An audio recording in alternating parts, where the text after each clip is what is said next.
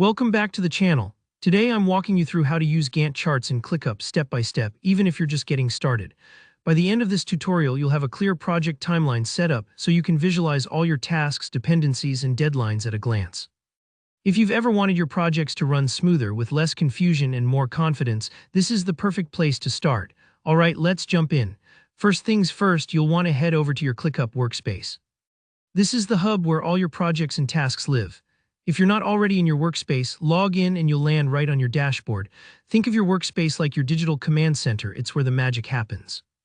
Once you're inside, locate the project you want to work with. Maybe it's a marketing campaign, a product launch, or even your weekly chores. Click on that project to open it up.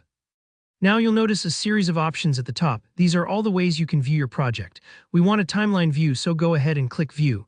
This unlocks a bunch of visualization tools, but for today, we're focusing on the Gantt chart. When you click on Gantt, Clickup will display a big timeline across your screen. If this is your first time using a Gantt chart, imagine it like a calendar on steroids. It's super visual, showing your tasks laid out over time so you can see exactly when each step starts and ends. This is crucial for keeping your deadlines realistic and not overlapping too much.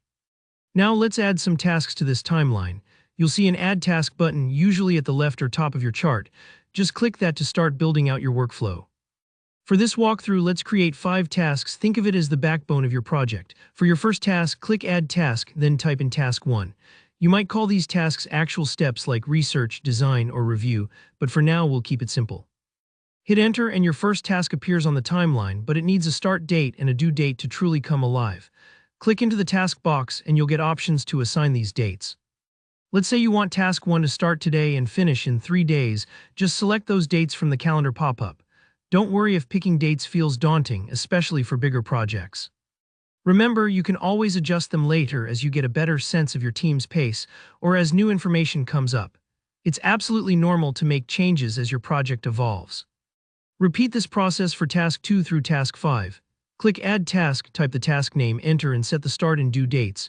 You'll begin to see your timeline filling out with tasks lining up in order. Seeing everything laid out like this really helps you spot clashes or gaps. If Task 3 depends on Task 2, you can quickly check that the dates make sense and adjust if needed. And just like that, you've built your first Gantt chart in Clickup. You can expand on this by adding more tasks, changing colors, or connecting tasks with dependencies, but what you've got now is a solid foundation to manage your project's schedule visually. If you got stuck at any point, remember that each of these features is designed to be flexible. Take your time, play around with the dates and tasks, and don't be afraid to experiment. Thanks so much for watching. If you found this tutorial helpful, please give it a thumbs up. Drop a comment below with any questions or experiences you want to share, and be sure to subscribe so you never miss out on more practical guides like this. See you in the next video.